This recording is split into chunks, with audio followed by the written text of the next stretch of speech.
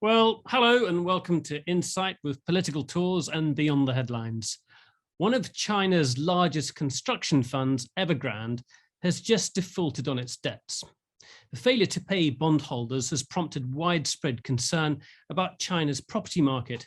Some say a crash akin to the collapse of Lehman Brothers in the United States is forthcoming. That may or may not be true, but one thing is clear. China is facing enormous challenges amid a weakening economy and with an increasingly repressive leadership at the helm.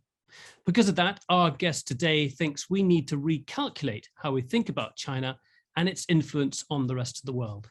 He is George Magnus, formerly a chief economist with UBS, and now a research associate at the China Center at Oxford University. Hello and welcome, George. Hello to you, and thanks for having me. It's a great pleasure to have you here. I guess that the crux of this is that the narrative from China and many in the West is that this is China's century, and also that you can have a highly successful and functioning economy alongside a fairly authoritarian regime. And sort of, thus far it's been so good. You've written a book which challenges that. We're going to bring that up in a second. But just to start with, can we talk about Evergrande? What is it? How big is it? What does it do? And why does it matter? Right. Well, Evergrande is China's second biggest property developer.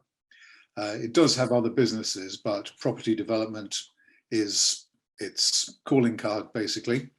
Probably about 10, 15 years ago, very few people had heard about it.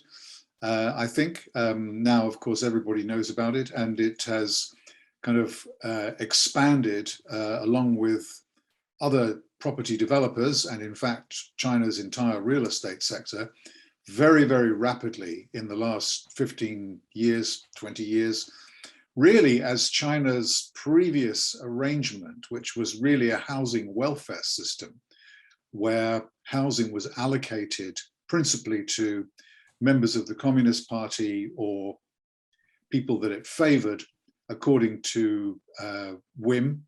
That was transformed through law and through changing regulation into a vibrant and dynamic property market, which passes it as a property market in any country of the world. So Evergrande really rode that tiger, as it were, of deregulation. And I mean, now it's very much about regulation, but it was deregulation. And the government of China was very partial to and encouraged the growth of property rights in residential real estate, was very permissive or tolerant, really, about the actions of property developers, never stood in their way. Whenever the Chinese economy got into trouble at various points over the last 10 to 20 years, it would step in and particularly spend money on infrastructure and real estate. It was very keen on progressing urbanization. In 2000, probably, I don't know, perhaps 65, 70% of the country lived in the countryside. Now it's down to about 40% or so. So so this was the kind of background against which Evergrande really rose to prominence in China. It has now over $300 billion of liabilities, which makes it the world's biggest property developer debtor. And it's in a lot of trouble.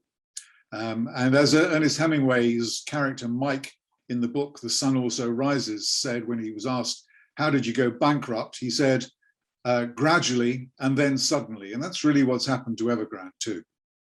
It's one of the things that really struck me when going to China, not for the first time, but was actually going away from Beijing, going to Chongqing and a couple of other cities, and just seeing the enormous expansion, high-rise flats, just that rapid urbanization, and it really astounding. And I guess companies like Evergrande have rode that wave. But can you just talk a bit about the debt and the borrowing behind that? So if Evergrande goes bust, who is affected? Well, Evergrande has significant liabilities to obviously Chinese banks, also to foreign creditors, so bondholders, who are non-resident, so they could be in the Cayman Islands or New York or London or Sydney or wherever.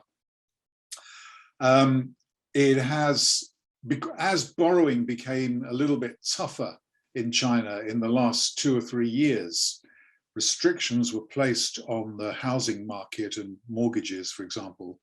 And last year, the government sort of drew up what came to be known as 3 red lines, which were restrictions on the balance sheets of property companies. So they had to observe particular rules about cash flow to short-term debt, debt to equity, debt to assets, and so on. So as this became more and more prevalent,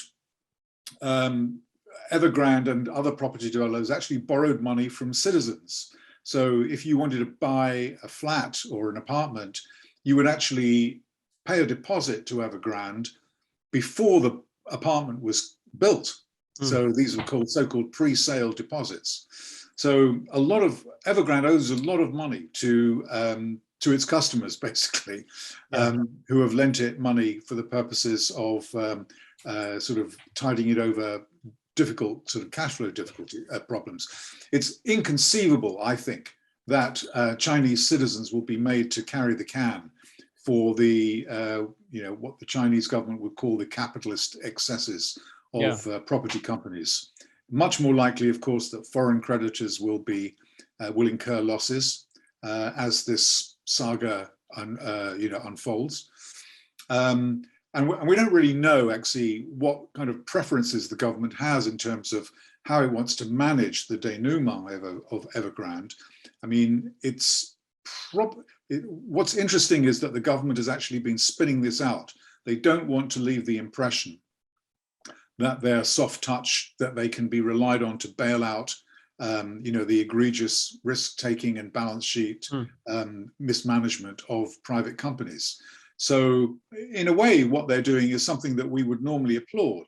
We would normally say, if you're trying to sort of say that, we're going to act against moral hazard and draw a line to basically make banks and debtors cognizant of the fact that, they will not get bailed out if they get themselves into trouble. This is something that we think is basically compatible and consistent with financial discipline. But obviously there's never a good time to teach that to the market. And the problem is, of course, if you let it go, you just store up trouble for yourself down the road. If you don't let it go, you could overkill and then end up with a situation in the short term that is very difficult to manage. So it's quite a difficult line to tread. It's a difficult line to tread, but what's the broader economic impact on China? It would seem to me that so much, just from reading what you've written, that so much recent economic growth in China has been driven by this construction boom. What happens if you take that away? Yeah, it's a good question. And in fact, there's been quite an interesting research paper was published quite recently by a very eminent American economist called Ken Rogoff, along with another kind of assistant professor, which estimated the size of China's property market to include not just residential investment in housing, but also housing services. So like buying, selling, letting, managing property, which are all, economic activities that have a value. And also the inputs of commodities, cement, iron ore, copper, steel, consumer durables that go into new apartments and so on and so forth.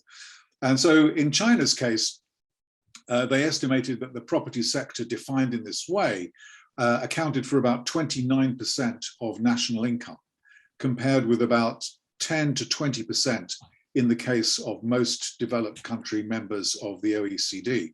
So China is way out on a limb. Now, you asked the question, what happens if you take that away? It's a good question, because it's very likely, in my view, that the real estate sector in China has reached a tipping point now. It was coming anyway, but I think this has basically been a catalyst in that process. If 29% of GDP just marks time for the next 10 years, you've taken away a lot of demand from the Chinese economy. A lot of demand that the Chinese might otherwise have had for, commodities and inputs that they import from Australia and, Peru or wherever it happens to be.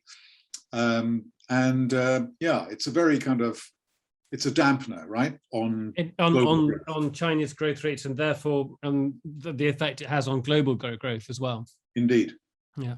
One small aspect of that I sort of vaguely knew a bit about was that local authorities sell land in order to raise money. And so their wealth is driven in part by this construction boom. So whether it's in infrastructure projects that they finance, their ability to spend locally is driven by their ability to actually sell land to these property developers.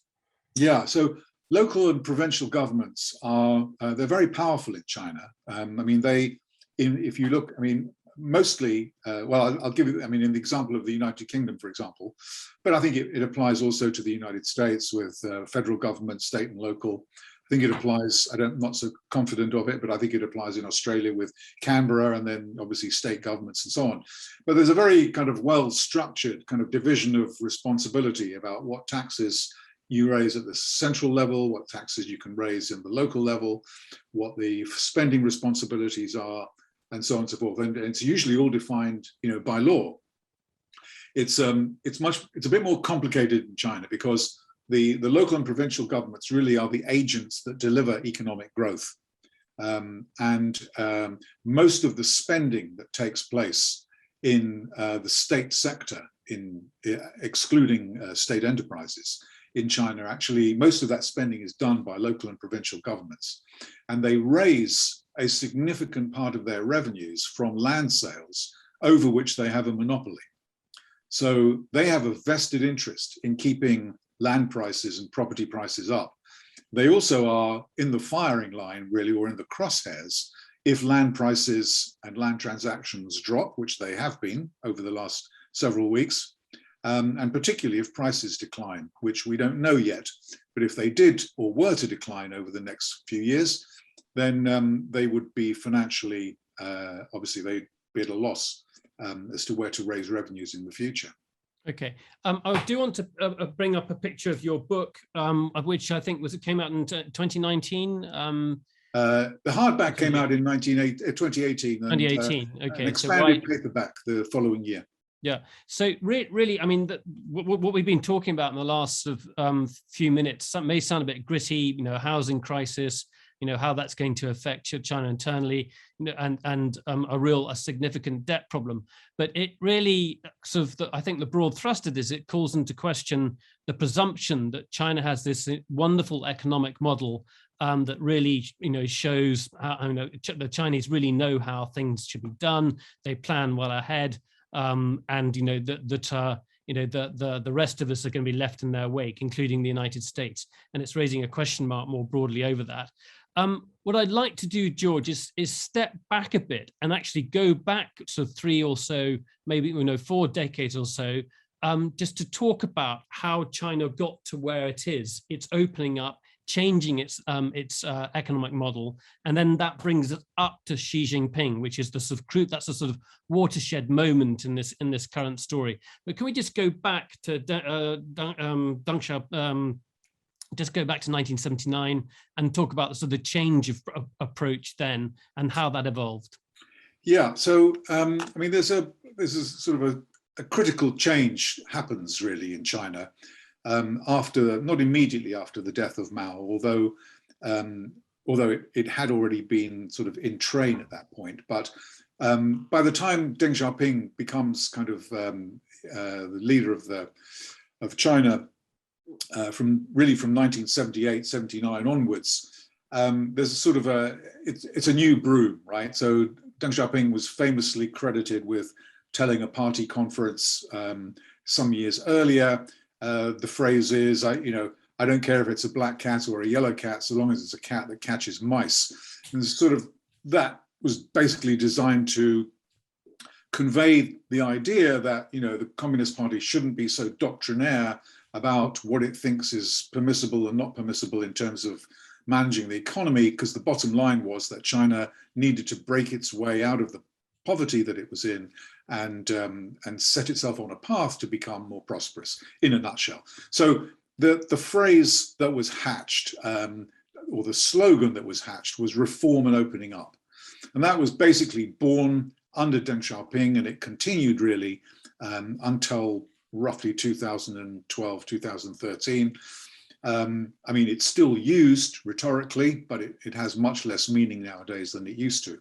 So what, in a nutshell, what did that mean? Well, it meant that the Chinese were very willing to, one, learn from abroad. So they sent missions to Eastern Europe, to Western Europe, as was the case at the time, to the United States. They invited foreign economists and foreign scientists to come to China so they could teach them things that they, could learn from. They opened up their markets. They privatized a lot of companies, not immediately, but later in the early 1990s. Sort of broke up state enterprises. The private sector was born. They accelerated school enrollment. They spent a lot of money on education. And they basically took development very seriously and said that this is a duty of Communist Party cadres to serve mammon, really, is to basically pursue economic development as something that was fundamentally in the interests of the Communist Party, and that there was a willingness to tolerate so-called market mechanisms that could be implanted into the state-run economy, so that there would be a kind of a blended system of governance, really. Mm. And so the government or governments of China certainly earned their plaudits over those decades, intervening decades, from the late 70s until quite recently. And gained a reputation for pragmatism. I mean, they were always Leninists. They were always firm believers in the dominance and sole rule of the Communist Party, but they were pragmatists, and they put a little bit of blue water behind the sort of the doctrinaire bits of Marxist-Leninism and the practicalities of running, what they hoped would be a modern economy. They did a lot of things. At the same time, to a degree, being criticised for the level of the currency and to being somewhat protectionist in some aspects of their markets.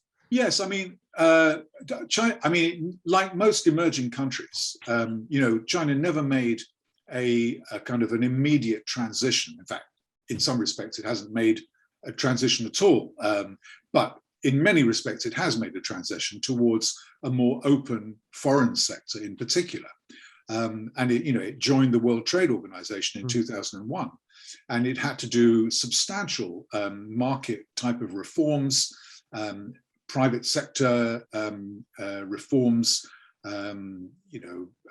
changes in kind of bureaucratic administration and so on, offering incentives to private entrepreneurs and to private firms, and introducing kind of regulations rather than top-down diktats. Creating an environment of certainty for business rather than random decision making. I mean, all of these things were really important including housing policy, including also ownership policy, basic property rights, and so on and so forth. So these things all described the kind of the evolution of the party during the 80s and the 90s and the 2000s. Obviously, there was this hiatus that surrounded Tiananmen, or immediately after Tiananmen, when the issue of reform was in the balance, but Deng Xiaoping kind of won that battle really against hardliners. And and so that kind of, in a nutshell, brings us to Xi Jinping, and everything starts to go the other way. In a moment, I'd love to ask you what you think Xi Jinping, is he a response to something? Is he a symptom of something? Or is this what he is doing is sort of, basically down to him? But maybe that's a sort of academic question for a moment. But how did he come to power? And then what, in terms of the sort of key changes he's introduced, just summarize them briefly.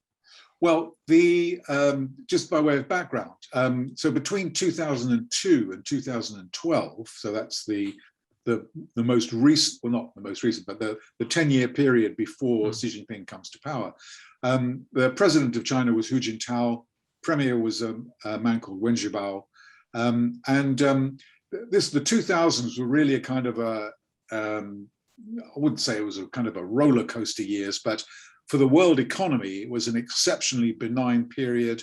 Rapid growth, world trade exploded, foreign direct investment was on a huge roll. And China benefited enormously from this environment, particularly now as a member of the WTO, the World Trade Organization. But internally, there were people in the Communist Party, factions within the Communist Party, that basically thought that Hu Jintao and Wen Jiabao had allowed a lost decade to happen for the Chinese Communist Party. Corruption had been allowed to become rampant. There weren't really any major reforms in the economy. There was kind of expansion of the social security net, so it wasn't like these guys were completely inactive. But there was kind of dissatisfaction, really, about in certain factions about just the way in which the Communist Party had been allowed to lose discipline and lose contact and respect amongst citizens. So basically, China, in some ways, is becoming too capitalist, really, and there was too, I mean, it was very. I think at that time it was quite overt. People driving around, showing off their wealth, and at the same time, the party seemed quite dour and grey and not really having the respect it had before. Indeed, and in fact, if some people may remember that in 2012, actually, there was a sort of a royal battle between Xi Jinping, who was sort of bidding to become leader, and a rival, gentleman called Bo Xilai, who was the governor of Chongqing province, and who ended up being, basically being incarcerated for life now. Anyway, there was a power struggle between the two of them, because he was also bidding or wanting to become head of the party. But Xi Jinping won that battle. I mean, there's kind of an interesting, vaguely interesting story about Xi Jinping disappearing for 3 weeks, sort of just 3 or 4 weeks before the all-important Congress at the end of 2012. To this day, nobody really knows what happened to him. I mean, the official reason is that he had backache. But it's widely believed, I think, well, I don't know about widely believed, it is believed by some experts that he disappeared basically to win over the support of the PLA, the People's Liberation Army, the internal security apparatus, and senior party officials, that in return for backing him, that he would see that they were okay, and basically pay a lot of attention to re-orchestrating and re-disciplining the party and the army as his priorities in his first years in office, which is in fact what happened. So he basically takes office, or comes to power, should I say, against a background of dissatisfaction with what the party is and what it's become. And they don't want to end up like the Soviet Communist Party. And there's a lot of rhetoric and speeches about that in the early years of Xi Jinping's reign or period in office, about how the Communist Party of the Soviet Union let the people down by basically doing too much perestroika and glasnost, too much reform and opening up, too much openness, too much sort of giving up on the spirit of the Soviet Communist Party that allowed basically capitalists and oligarchs to take over. And for them, for the Xi Jinping leadership, it's not on our watch. We will not let this happen. So he talks a lot about the centrality of the Communist Party to sort of every aspect of people's lives. We've run several programs that looked at the possibility of a conflict with Taiwan. We've talked about the South China Sea. We've also talked about Tibet, to a degree, Xinjiang. So we've talked really a bit more about the external side of things. Could you talk about Xi Jinping's response to, I mean, it sounds like a dull thing, but I just think it's a very strong indicator of how he wants to handle the economy, and that in turn has a significant impact on Chinese growth and how China will relate with the rest of the world. So just in terms of responding to, well, for example, Evergrande and in regulation, and also other aspects of you might if you want to reform an economy, you might talk about deregulation, but his responses are very different. Yeah, this is really important. I mean, certainly for one reason, if not two. The first reason is the way China behaves, or the way the Communist Party behaves inside China, and certainly with regard to foreign countries, rests on its economic heft, right? Without its kind of economic power and its sense of economic inevitability from Beijing's point of view, China would not probably be, it wouldn't come across as being as credible as it might do if it spent, several years with a kind of a struggling economy. So it's quite important what happens to China's economy in the next 10 years or so and beyond. The second thing is that I think China's leadership is well aware that the model that has brought them from the 1980s to date needs a makeover. I think they know that. I think they realize that. What I think they don't know or haven't got is a coherent and viable alternative to what they should be doing. Now, this is where obviously Western-trained economists and analysts and Chinese-trained analysts, basically will part company, because we would say, I would say, and I think a lot of people outside of China would also recommend, that this high saving, high investment, high debt model has basically run its course. You can't keep on milking that. Remember, just as a for example, in China's case, the investment rate, in other words, how much money they spend on capital goods and equipment and so on, is about 45 or 46% of GDP. That's, incredibly high. Not even Korea or Taiwan or Singapore or Japan reached those lofty levels when they were tiger economies in the day. And they made it to become rich countries, right? So they were amongst few developing countries that actually have joined the ranks of the OECD rich country club.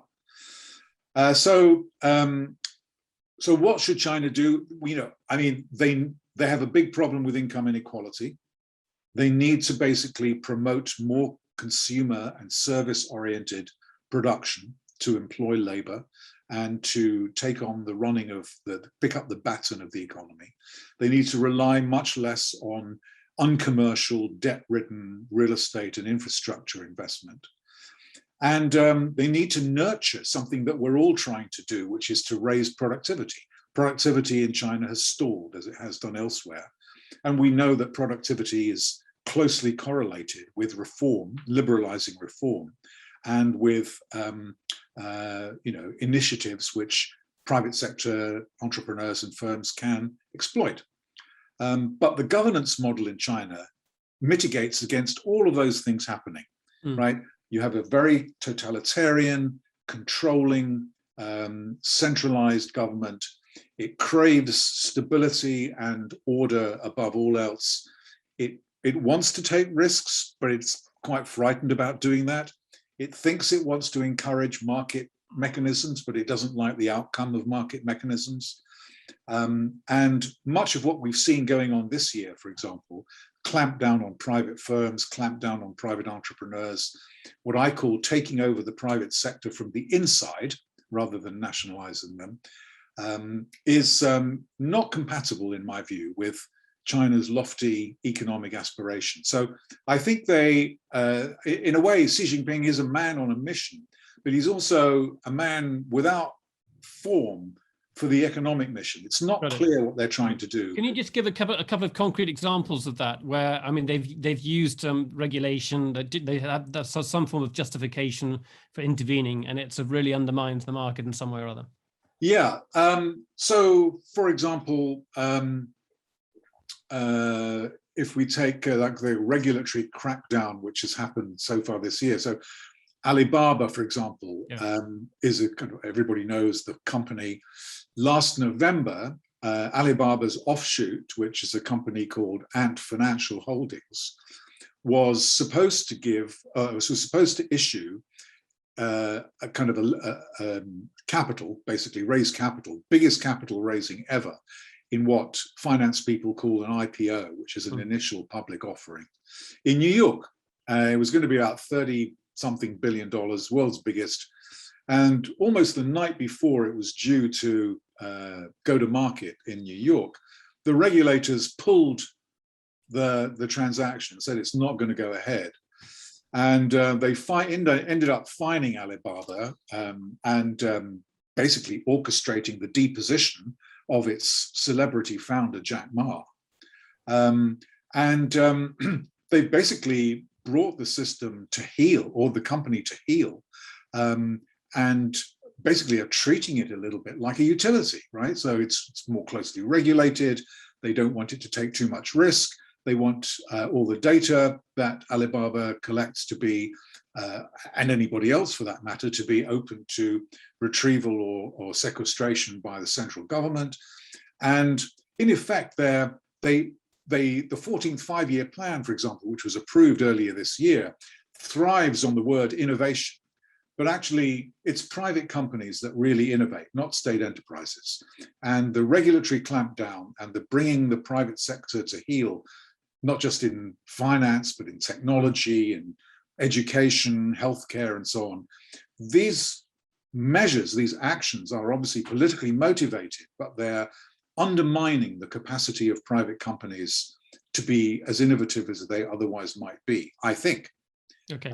So I could be completely wrong, but I mean, that's my view. In a second, I want you to talk about some major challenges that the Chinese economy has to face. You talked about your three traps, but let's take a question first of all from Su Ji. Su, just tell us about your background as well, which is interesting for George as well. Go ahead, Su. Hi, thank you. I read your piece in The Guardian last week where it was like, stay tuned, because I think what's happening with Evergrande is one of the biggest things we've seen in the property sector. I'm from Hong Kong. I've been sort of living between Hong Kong and New York for the past 40, 50 years.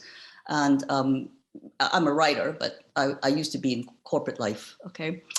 So the thing that is really concerning to me is that Hong Kong and to a great extent Taiwan and Macau, also the wealth has heavily depended on property ownership, property development. And this has always been somewhat centrally governed, but even in Hong Kong. I mean, it's never really been a completely free economy in Hong Kong because, you know, who gets to buy the property to develop is a very small cabal in Hong Kong.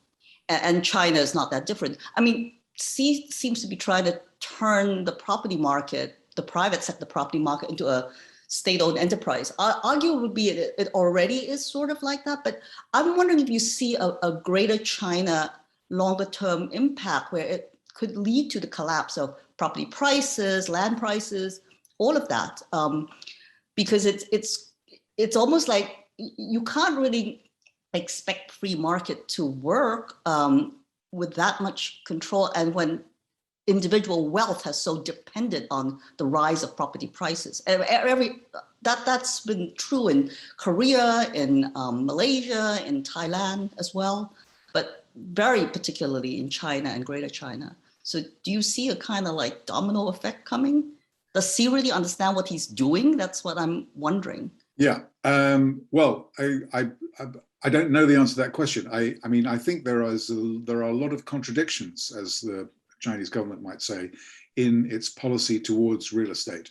So they certainly feel, rightly or wrongly, that high property prices in China and low affordability of property for many, many people is a huge disincentive for another problem that they're having to deal with, which is the slump in births.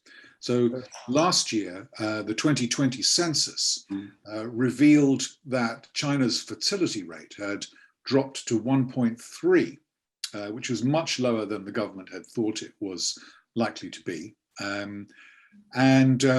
All sorts of extrapolations can be made about that, you know, like when China's population will start declining. I mean, the working age population is already declining. And so with a low fertility rate, very, very low fertility rate, rising life expectancy, then obviously the working age population will continue to drop for the foreseeable future. So getting control of housing costs is believed to be, by the government, I think, an important part of this regulatory clampdown, common prosperity theme, which the government is also very keen on, which is basically to deliver better quality of life, reduce inequality, do more for the middle class and for lower income people and so on.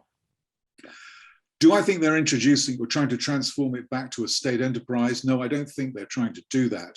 But I think there is going to be more state subsidized housing in order to try to bring, more affordable housing to more people. But I think, and I don't really anticipate, that we're going to sort of suddenly see the death of the private housing market in China. I think it's just going to probably be a much more difficult market. It'll be joined by more investment in state housing. But I think you raise a good question about prices, because there are lots of reasons why we should expect the property market to behave very differently in the future. One is, property developers are going to have to deleverage. Households, which have very, very high mortgage debt now. So for the average households in China, the ratio of mortgage payments and mortgage servicing to disposable income is now significantly higher than it is in the United States. So restrictions on demand from that point of view. The demography, so the proportion of first age buyers aged, let's say 25 to 39, is going to drop by about a quarter between now and 2040. So there's a sort of a demographic drag on the real estate market.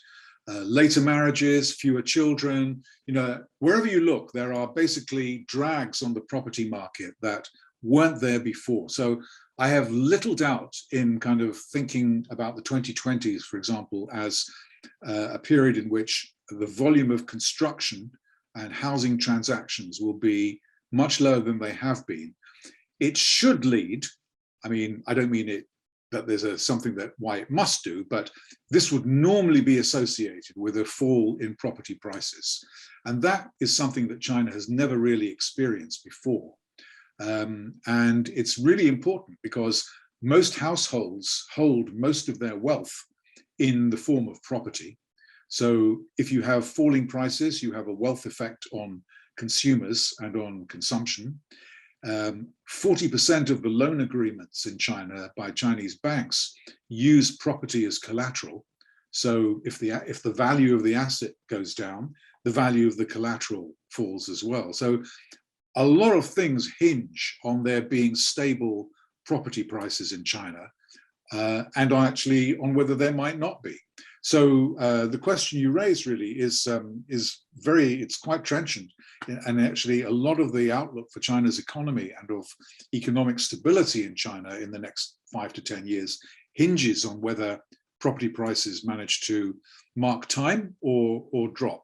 If they drop, I think there could be obviously additional trouble. We've got some great questions coming in now, but I just wanted to follow up on that one. If you're talking about Chinese growth slowing down, obviously that affects world growth, and there are numerous countries who depend upon, China's demand for resources. Whether you're in Australia and selling minerals or selling parts for Chinese manufacturing, the world can't expect the same level of growth.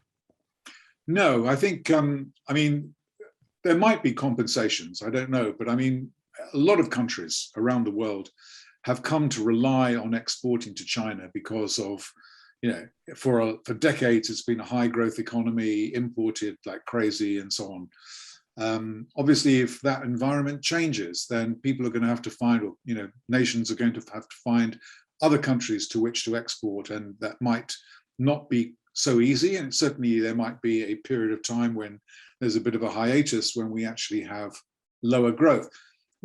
Sometimes people overstate the extent to which China accounts for global growth, right? There's a mathematical way of doing this, right? So if there are 10 of us in a room and, we all produce something, we can work out how much each of us is responsible for. And in that way, China is mathematically responsible for a certain proportion of global growth. But actually, in a way, because China runs balance of payments, balance of trade surpluses, it exports more to the rest of the world than it imports. So it doesn't actually, in some respects, it doesn't do as much for global growth as, say, the United States, which runs a trade deficit. And therefore, because it imports more than it exports, it's providing more stimulus, as it were, to other countries than China is. So it's... Yeah. I hadn't thought about that. So that last point is a good point. But the internal question, if you're trying to, I guess that if you run an authoritarian regime or a communist regime, the deal must be, unless you want to be really repressive, is that I can provide you with improved standards of living, and you're going to be happy. So, and that's your deal with the system. The system is reliable, you're secure, and you're going to continue to live in prosperity. If you can't deliver that, then you've got a problem, which leads me on possibly to Paul Jackson's question. Paul, go ahead with your question. Yeah, hello, George. Excellent presentation. Thank you very much indeed. It's a simple question, really. How secure is President Xi? Well, in the short term, just as an FYI, this is, coming up in November, there's going to be an important plenum so we're now in the 19th Congress of the Communist Party. The 20th will take place in November 2022. This is the meeting of the Communist Party at which Xi Jinping expects to be crowned for his third term, because term limits on the presidency have been abandoned under his leadership. But there is the last of the plenum or plenar of the 19th Congress taking place in November. And it's a bit nerdy, to be honest, but one of the things which they're going to talk about is a new historical resolution. Basically, the Communist Party likes to talk about history because they like to paint it, present it, airbrush it in a way that basically legitimizes the party and the leader and its future. There have been two such resolutions, one in 1949, one in 1945, one in 1981. This will be the third. Normally we would think that this would not happen if the leader of the Communist Party was under threat from rivals or from others in the party. So I imagine, and I think most of us, I'm guessing here, and I don't even know that much about the internal machinations of the Communist Party, but those people that do watch it for a living or for professional interest are also offering just informed insight rather than my guesses. But I think the consensus view is that there probably isn't a huge amount of opposition that's willing to put its head above the parapet at this point, and therefore that he is in a very controlling and relatively secure position. However, given that term limits have been abandoned, it means that there is no orderly succession plan for if he gets ill, or if he's had enough, or if something goes wrong. And that means that potentially China becomes politically much more unstable than it otherwise might have been. The economy is one source of potential instability. Taiwan is another. Losing the American relationship, its most important external relationship, is another source of concern for members in the Communist Party. My own view is that I don't think that we will see kind of riots in the street and popular uprising. I think if Xi Jinping is in danger, it's much more likely to happen because of infighting and factional fighting by senior members, echelons of the party, who think that he's overstretched the mark, or that he has risked China's reputation in some way through bad decisions affecting something. So is this likely to happen in the next 6 months? I don't think so, and certainly not before November 2022. But could it happen in the 2020s? Yeah, it's possible. I don't think I can be any more specific than that. I'll come to another question in just a second from Hilary Matthews, but the saber rattling that you see over Taiwan, obviously the intention of China to maintain or siege control of the South China Sea, exert its authority over those areas. Those are sort of central to Chinese policies. But it seems to me that, I mean, how do you read it when it comes to Xi Jinping? Do you think that he, do you see that as saber rattling when he says he's going to take Taiwan by 2030? What's your take on it? Yeah, I'm not a Taiwan expert, and I can just kind of recount a little bit about kind of what I hear. I mean, my China circles kind of. I guess my question is it a response? Are these genuine policy stance, or is this nationalism, a way of keeping people happy in terms of your domestic population, or is this a symptom of a leadership in trouble, and here's a way to get out, to actually whip up enthusiasm? Yeah, it's probably a little bit of all of that. I mean, there's certainly a much more nationalistic bias and bent towards the international relations, generally speaking, of Beijing at the moment. Some of it predates COVID, some of it actually happened obviously during the pandemic and subsequently. The saber rattling, I think, has been exacerbated by the elections that happened in Taiwan in January, at which Prime Minister Tsai Ing-wen was re-elected, and certainly the feeling, that she portrays and that her party portrays is that, Taiwan is not going to risk China's wrath by kind of declaring itself an independent sovereign state. But I think the Chinese must know that their hope for peaceful, they call it reunification. Some people think it's only unification, but their hope for peaceful, bringing the renegade province back into the orbit of the motherland is basically not going to happen. That the one country, two systems model that was supposed to work for Taiwan and for Hong Kong, obviously it's failed in Hong Kong, and it's very unlikely to have, indeed probably hasn't anymore got any kind of shelf life in Taiwan either. So the Chinese are quite careful with the language when they talk about reunification. I mean, they've only once, I think, used an expression that suggested that they were prepared to use force, but it's part of what he wants his legacy to be, which is to bring Taiwan back into the fold. And he, is going to continue to sound very assertive and aggressive about that, because to do otherwise would be, I think, to appear weak. And of course, on the other side, the Americans, have to maintain their so-called policy of strategic ambiguity, which is to say, we're going to keep you guessing about whether we'll defend Taiwan or not. I mean, it's going to remain a very kind of sensitive, central geopolitical source of tension. Logic would say that the Chinese should not go to war or blockade Taiwan because the risk of being an international pariah, might be just too big a risk to take. But sometimes logic isn't all the thing, it's not the only thing that kind of counts. So we just have to be hopeful that diplomacy, can find a way through this somehow. Okay. Hilary Matthews, I think this is a follow-up on Evergrande. Go ahead, Hilary. Just need to open your microphone. There you go. Well, you almost said it. Go on again. Try again. Try opening your microphone again, Hilary. We had you for a second. So go ahead. Can you hear me now? Yeah, now, yes. Yeah. Go on.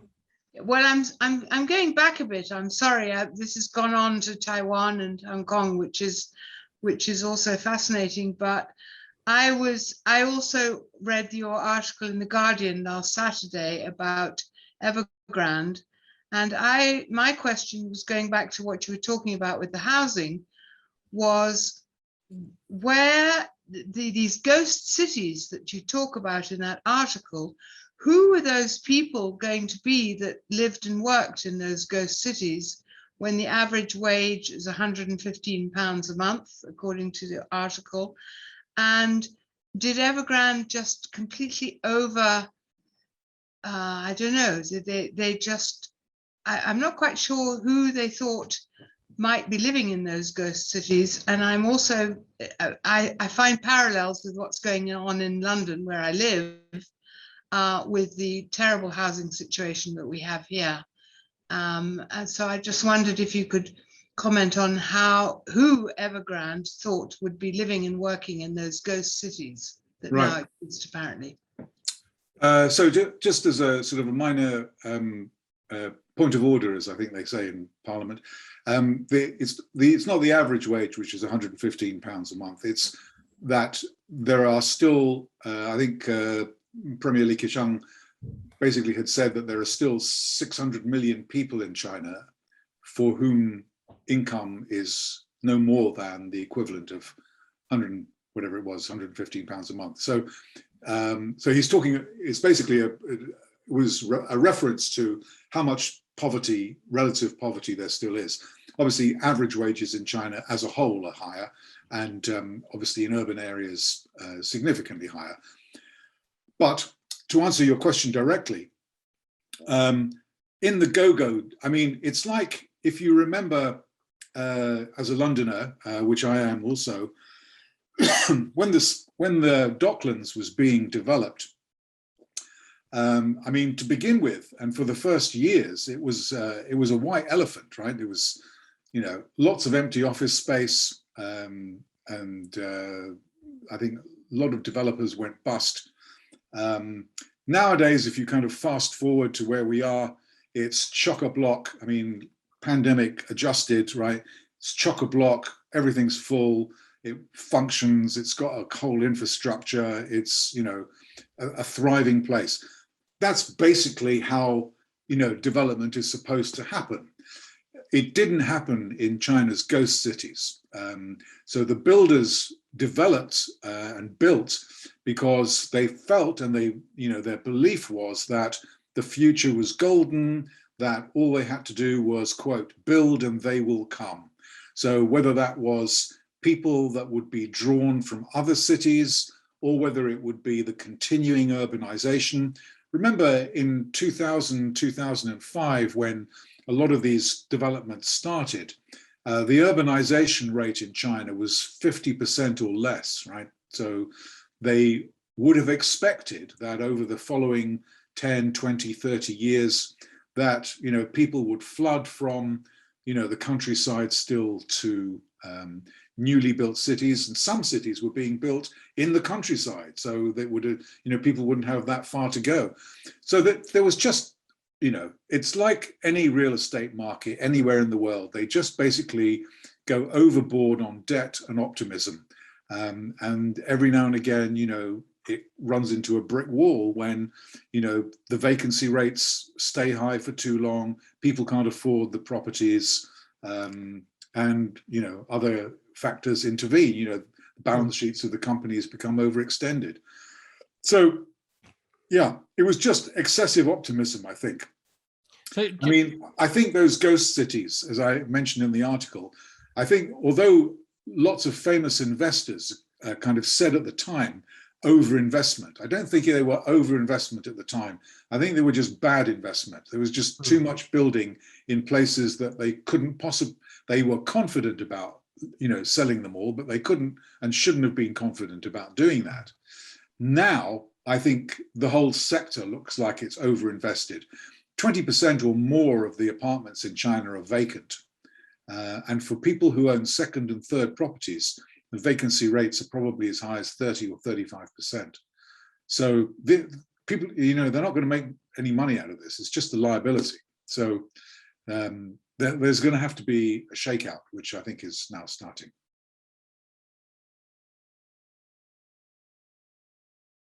Oh, I think you're frozen. Have I frozen? No, you haven't, but I think maybe Nicholas has left. Oh, right.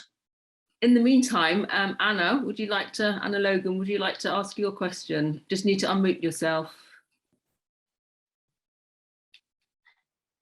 Yes, thank you.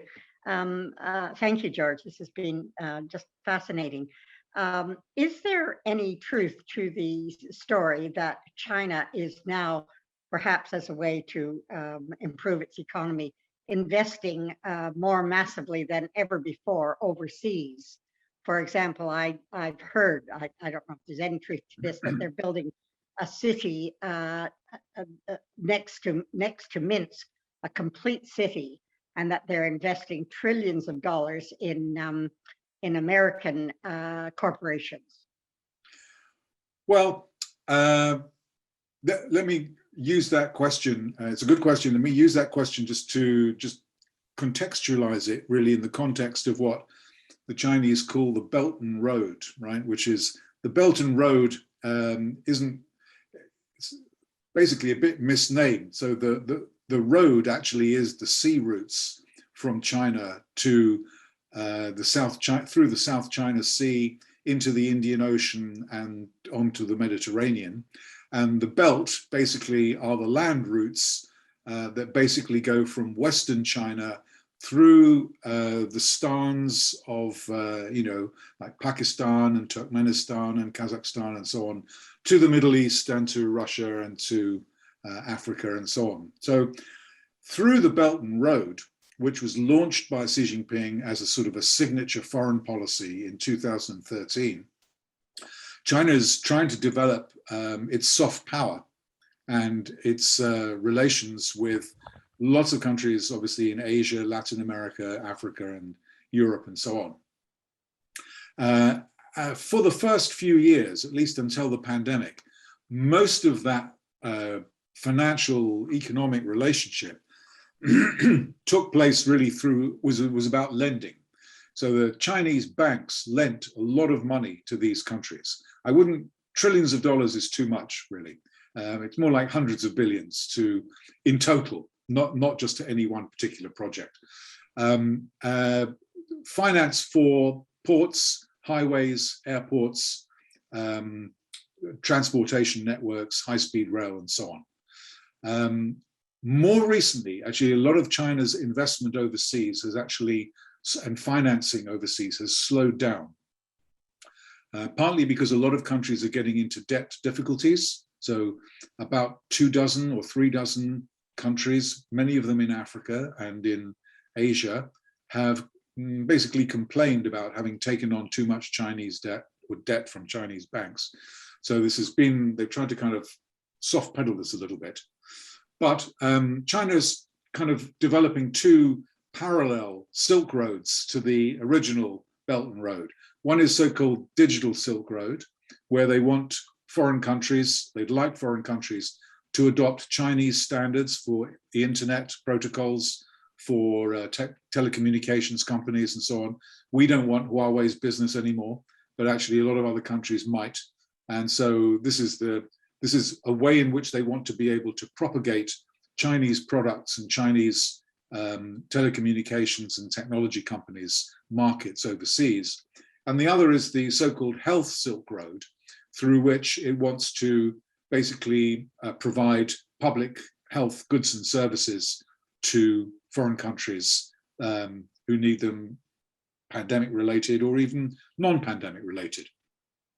So I don't really know about the city near Minsk that you referred to, but it would be, it's quite possible that, that Chinese construction companies are, building towns or cities in foreign countries, but it's entirely consistent with the idea that in order to win hearts and minds in the rest of the world, the Chinese are making available, money and construction expertise and goods and services which they think people want.